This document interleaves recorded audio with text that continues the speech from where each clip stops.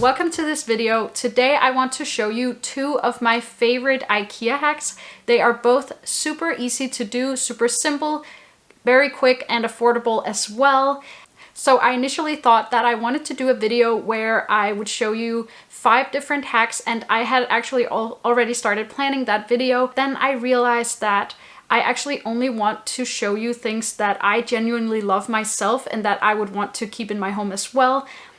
So I ended up deciding against that actually, and that is why I only included 2 of those hacks in this video. So let's get to it. So the first one that I'm gonna show you is this lamp called Nordkvist. It has a white shade and this smoky glass which has like a purple color. I don't really like the lower part and the color much, so I decided how about spray painting it. So this is what you'll need for this hack. Cling film, masking tape, a piece of plastic for covering up surfaces where you're gonna spray paint, and the spray paint itself. And when it comes to the spray paint, you have to make sure that it works on glass, and you also have to make sure whether or not you'll need a primer or a top coat for your spray paint. In my case, I didn't need a primer nor a top coat, and that was definitely very, very easy and also cheaper because I only needed to buy one product. This one is a matte cream color called Light Ivory. I think it's super pretty and it matches our interior really well. And if you can't decide between 2 colors, I would say that you should try the lightest one out first because it's easier to cover up with the darker color afterwards if you don't like the lighter one. Before you start spray painting, make sure to cover up the top and the cord so that none of the spray paint gets to these areas.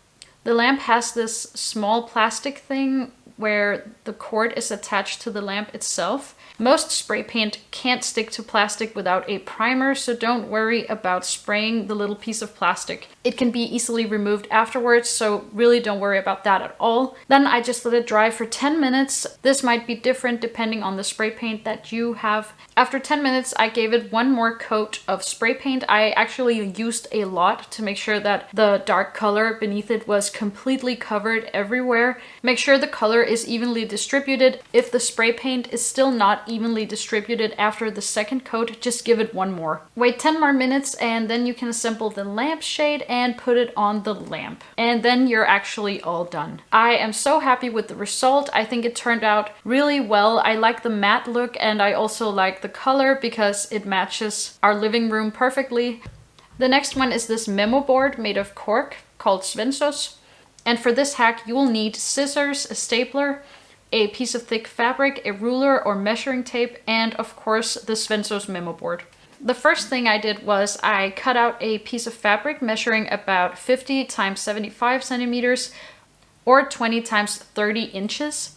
And remember, if your fabric has a lot of creases like mine, you will have to wash it, then iron it until it's completely dry and smooth, or steam it if you have a steamer. I tried to iron it first without washing it, which was not enough at all. The creases did not disappear. It really didn't look good, so I decided to wash it and then iron it, and that worked perfectly. The piece of fabric that I chose is this thick, natural colored linen with some texture to it, which I think is perfect for a memo board. Then I placed the fabric on the table and put the memo board downside up on top of the fabric. I found my stapler and then I made sure to pull the fabric tight whenever I put in a staple. Otherwise the fabric is going to be very loose and it won't look good at all. So I put in the first staple on one of the longer sides of the memo board, and then I alternated between the left and the right side with the staples until I reached the top of the memo board. Then I folded the edges like this and put in one staple, and then I folded the last bit over that. And I put in another staple here as well while pulling the fabric tight. I did this on all of the edges and I made sure that the fabric was tight and that there were no creases on the front or the sides at all. If there's a little too much fabric on the back of the memo board, you can just cut that off if you want. And that is actually it. Now you can hang it on the wall and pin whatever you want on it. These 2 hacks are so easy and simple, and I especially like them because you can essentially customize them however you want. For the lamp, you can use a different color or add texture to it by using baking soda, or you can spray paint it white and use marble spray on it. I actually considered this, but ended up not doing it. As you can see, I ended up going for the simple and safe option with the ivory spray paint instead. I Also love the memo board.